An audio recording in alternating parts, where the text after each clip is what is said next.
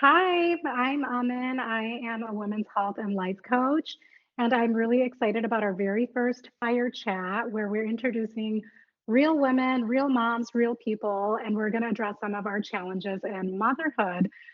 We are starting our very first workshop with B360 for new and expecting moms, starting in a couple of weeks, and we're going to post the invite. So please go ahead and register. And my very first guest is Dr. Poonam Patel. She's mommy of two, and she has a baby on the way. And we're going to be addressing the advanced maternal age and how fertility is affecting women in different ages, the societal factors of women having children later on in life, and also some of the stigmas that come with this term, advanced maternal age. Poonam, go ahead and introduce yourself. I'm really excited to have this chat with you. Yes, thanks for having me on. I'm very excited to talk about this topic that is near and dear to my heart, not only myself, but a lot of colleagues and friends who have kind of had to kind of go through pregnancy over the last 5, 10 years and navigate not only the challenges and benefits that come with that, but also some of the terminology that has been used.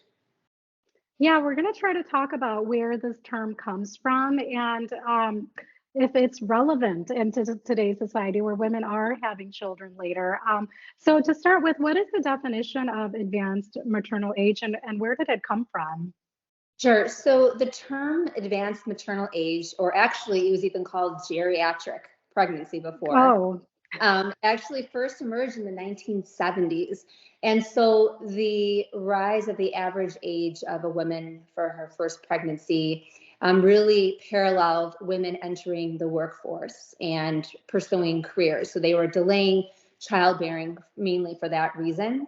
The age 35 and greater is still the definition of advanced maternal age.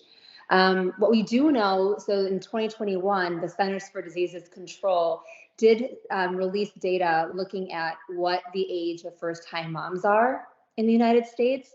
And so in 2021, the average age of a woman during her first pregnancy was 27.3 years of age.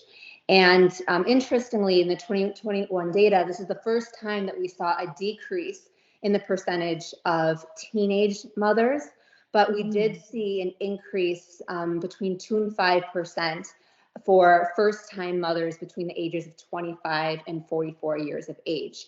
So, since the 1970s, definitely the demographics has been changing for first-time moms. It is true that there are certain risks that do increase after the age of 35, and we can touch on that in a bit. sure. But again, that's kind of where the terminology came from initially. So since you were seeing less younger pregnancies and more, it sounds like older pregnancies from the data, is this term, do you think it's like outdated in your opinion, or is it still because of the maternal risk increases so much, is it still uh, a relevant term that we should be using?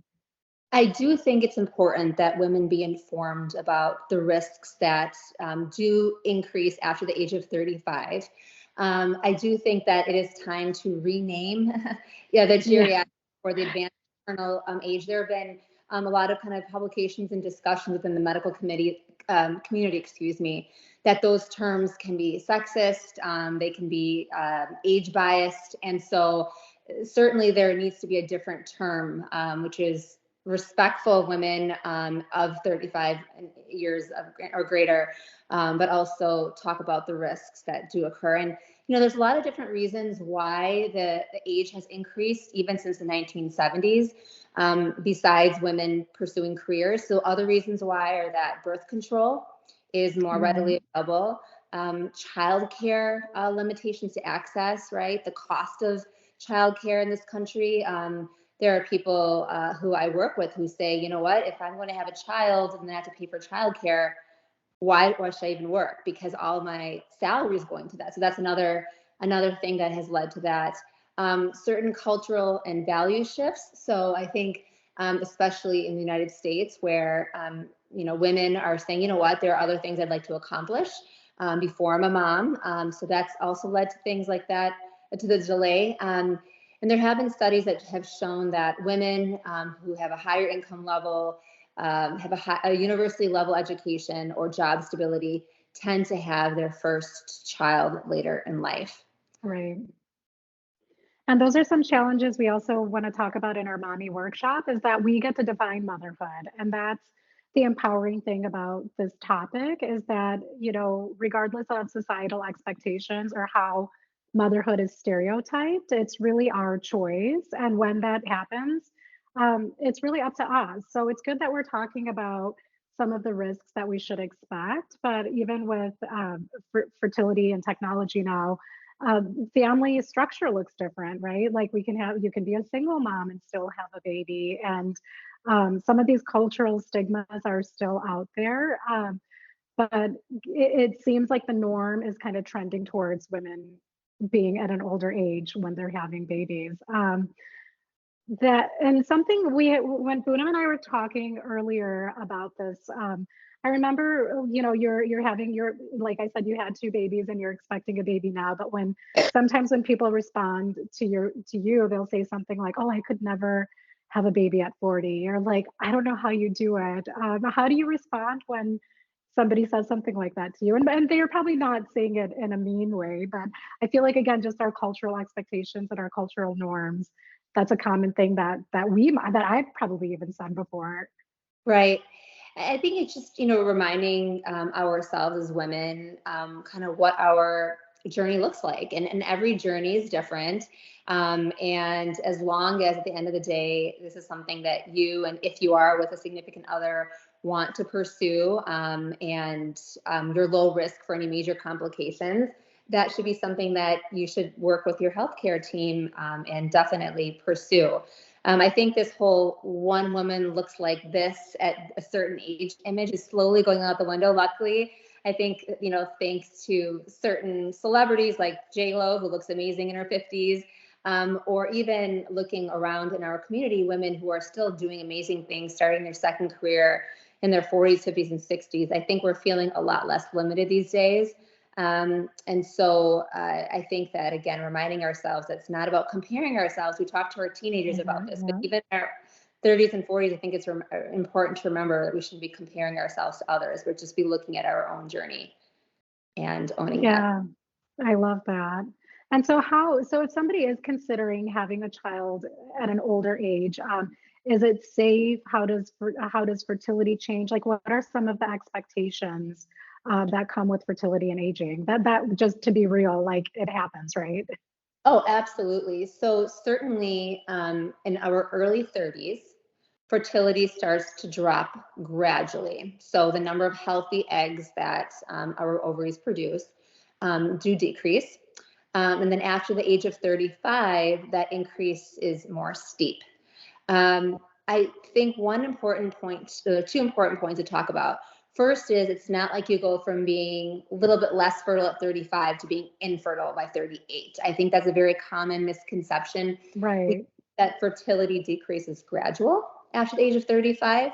But because there is a very real signal or decrease at 35, it is important for women who are pursuing pregnancy after that age to know that if someone's been trying to conceive for 6 months or greater and they're not able to, that is the time to then talk to their OBGYN about an infertility evaluation. That's in contrast to women who are less than 35 years old, where typically the saying is 12 months of trying to get pregnant Yeah. before pursuing an infertility evaluation. So it's better to go at 6 months, like give it like, less is better. You don't want to wait out the whole 12 months Right. as is recommended. Yeah. The other thing I'd also like to bring up is because the reality is that a lot of women are, if they want to be in a partnership as a parent, maybe finding partners later in life. So I do think it's important to women to know that things like egg freezing is an option.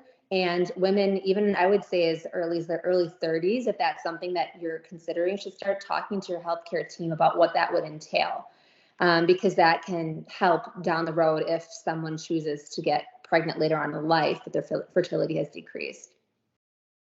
Yeah, that's also a great option so that we women don't feel like our clock is ticking. I think that's also a big stigma that, if you don't find a partner by a certain age or you don't start a family by a certain age, that you don't have any hopes and dreams of doing that. I think that's the verbiage that's been kind of fed to our generation by like our mothers, especially culturally, that by a certain age you have to have a baby, you have to have a man, you have to do this, you have to do that. So that's so our the clock isn't really ticking, right? If somebody decided to freeze their eggs in that case.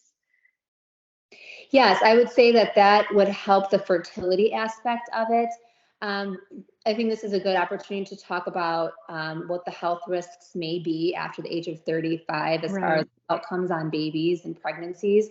So, what has been found is that pregnant women greater than the age of 35 years old do have significantly higher rates of diabetes, high blood pressure, and obesity than women less than 35. So there's a thought out there that, again, it's not a one number fits all. If someone has either diabetes, hypertension, or obesity at any age, but especially greater than the age of 35, that has been shown to negatively impact pregnancy and baby.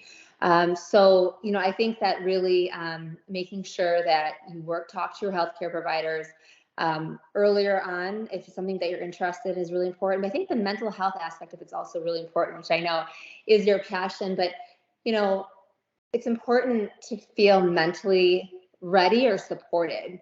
Have resources, right? I mean, I don't know about you, Aman, but like I nothing could have prepared me for being a mom. I Oh thought, no, right. and then I was like, oh boy. But I think just recognizing that there are all sorts of emotions associated with becoming a mom, the fear of losing my independence, of losing Yeah. my social circle, of having an impact on my career are all there. And I think should be discussed. And just like you said, it's not like a switch, like you're 35, okay, now get pregnant, because I think that's when we forget about those other really important mental health issues, which ultimately may play more of a factor than age itself in outcomes. And that's really the whole purpose that we have with starting this new mommy workshop is I think when women are pregnant, we focus so much on the baby. And when the baby comes, we focus so much on taking care of that baby and our identity in motherhood that we sort of like forget about our own identity. But once we sort of resurface that and come back to who we are as women, we metamorphosize into these like amazing, we go from like caterpillars to butterflies. I feel like when we come into motherhood and when you really pour into your soul and fill up your own cup and make the choice to get help and to pursue your career, pursue your passions, your dreams, and still be a great mom. I think that's when we really see change and we can really enjoy motherhood and see the magic and the beauty in it. Because it is, for me, I struggled so much. I had postpartum. I also had fertility issues. But the best thing in my life is my kids. Like it doesn't matter, you can go on vacations and you can pursue your career goals, you can do all of these things, but like the thing that lights up my day every day is my family and my kids. And I don't think I could have said that when I was struggling with like postpartum depression and when I was having an identity crisis and I didn't know what to do with my life. And I think I just want all moms to feel that and to like live in that magic moment like every day. So that's like the whole purpose of our workshop. And it's really created by women for women, and all of us wish we had this. We're like, oh, we wish we had this group of women to tell us that it's okay and everything we're feeling is normal and that it does get better and things do change for the better. So thank you so much for joining me for this talk. It was so informative and so helpful. Before I let you go though, are there any tips that you have for moms that might be considering having babies later on in life?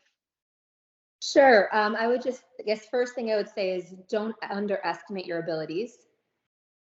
Don't Love be that. to ask for information and to find out maybe your specific risks. There are ways that women can get testing done for chromosomal abnormalities with their partner before they even conceive. So there are options out there to kind of look at, okay, what is my specific risk of, any sort of negative outcome as far as baby is concerned. So the biggest thing I would say is that if it's something that is what you like, talk to your healthcare team, make sure that your health is up to par, and know that you have a wonderful community in B360. And I look forward to working with you all, and thank you for having me. Thank you, Poonam. Thank you so much. It was so informative. I hope you join us again. Thank you. Thanks for having me. Bye. Bye.